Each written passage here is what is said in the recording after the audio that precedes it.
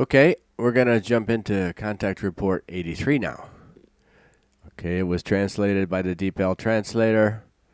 Corrections and improvements made by Catherine Mossman and Joseph Darmanin. The contact person is Semyazi. And there's a couple of notes in here that this is the entire contact report. It is an official and authorized English translation and may contain errors. Please note that all errors, mistakes, etc. will continuously be corrected depending on the available time of the involved persons, parentheses, as contracted with Billy Figu, end parentheses. Therefore, do not copy and publish this version elsewhere because any improvement and correction will occur here in this version.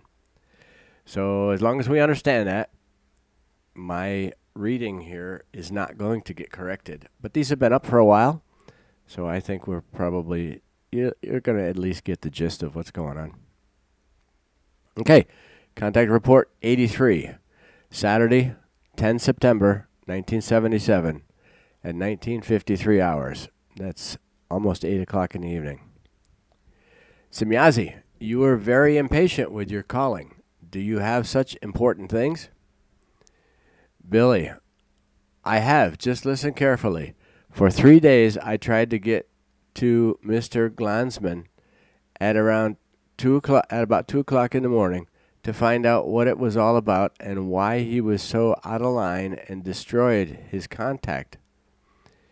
I also succeeded very well in my attempt, at least until I was in his immediate vicinity. But if I say this immediately, it does not mean that I was able to penetrate to his aura, which I strangely did not see as blue radiation, but as violet radiation, which shimmered somewhat blurred through an enormous force field, which I was not able to analyze. Nevertheless, I then tried to penetrate this force field or to break through it in order to reach the aura currents, after which I could then have drawn up an analysis from it in order to fathom the state of things in the form of a force intensity analysis, in order then perhaps also to fetch a memory substitute from Mr. Glansman's subconscious, which could certainly have provided me with information about what had happened with regard to the break-off of contact. However, all this failed me thoroughly, because with the penetration attempt into the force field unknown to me, I collided with such a strong resistance block that I was thrown away and lost consciousness for several seconds. When I came back to myself, I felt something inside me that threatened to tear me apart.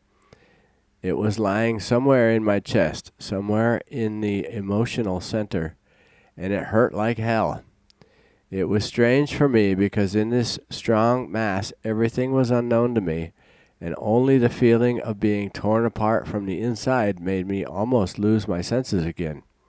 I had to fight for about 15 minutes to free myself from this tremendous power, which somehow tried to kill me.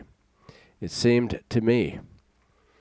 After that, I could not fall asleep again because something kept trying to penetrate me anew.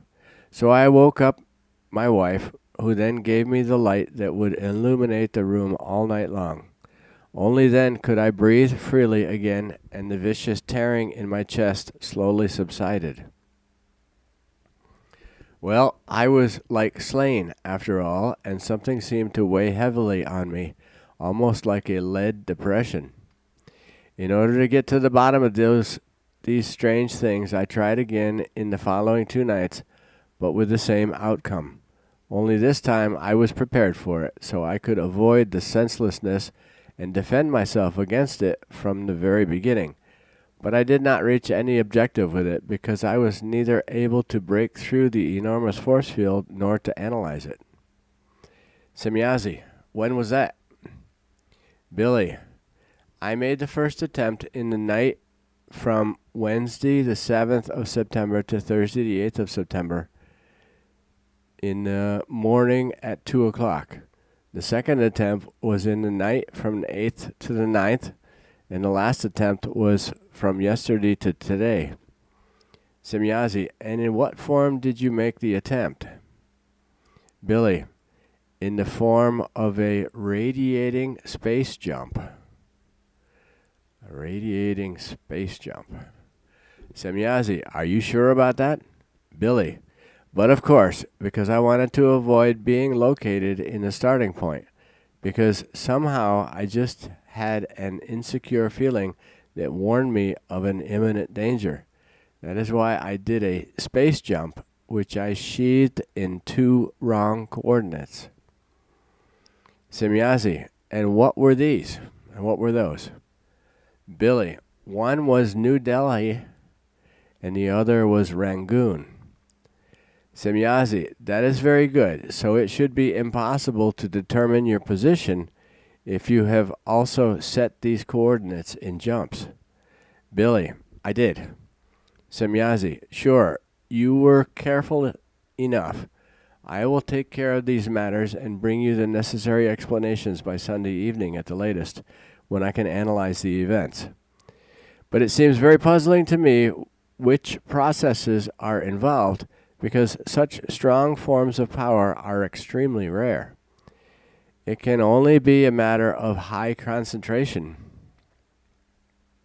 Billy, thus it is agglomerations? That is what I thought, because it seems to me extremely doubtful that Mr. Glanzman is able to generate such powers himself. Semyazi, sure, but his subconscious is absolutely capable of mobilizing such powers and retrieving them somewhere in the collective we subconsciousness. Conscious. Perhaps because it has located a danger somewhere.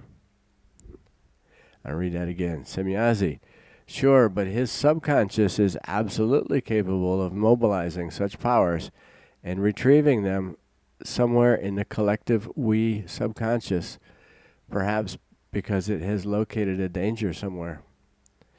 Billy, do you mean that it was able to analyze the coordinates of my ego? Semyazi, no, because when you did not interrupt your self-generated blockade, it would not be possible. Billy, you mean the blockade you complained about a little more than a year ago when I created it? Semyazi, sure. Billy, no, it is the same as before, and I did not interrupt it in any form. Semyazi, that is what I thought. You are very careful. Billy, various events since our acquaintance have taught me this. Semyazi, that is a good thing. But now I want to go and devote myself to these strange matters. In the meantime, let go of your attempts and do not bother any further about these concerns. If possible, I will give you clarification as soon as possible. Farewell and goodbye. Billy, wait, I've got something else here, which is about the schedule. With Margaret, it is not possible to set it up, so you should make a change. Look here.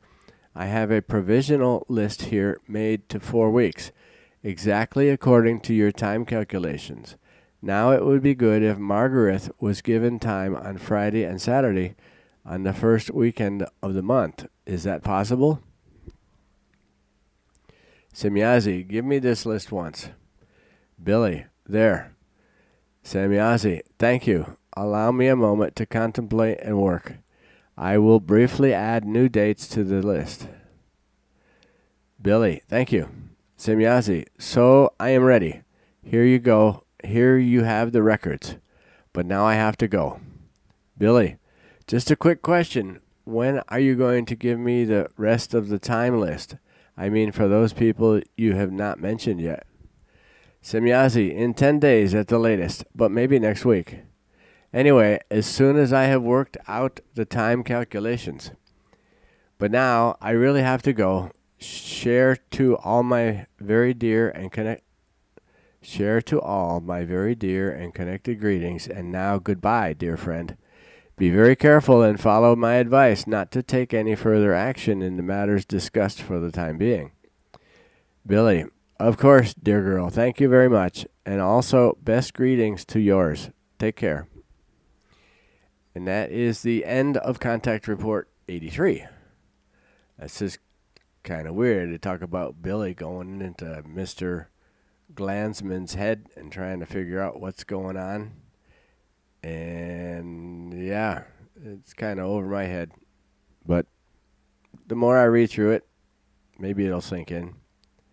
All right. Thanks for listening, and I'll catch you on Contact Report 84. Bye.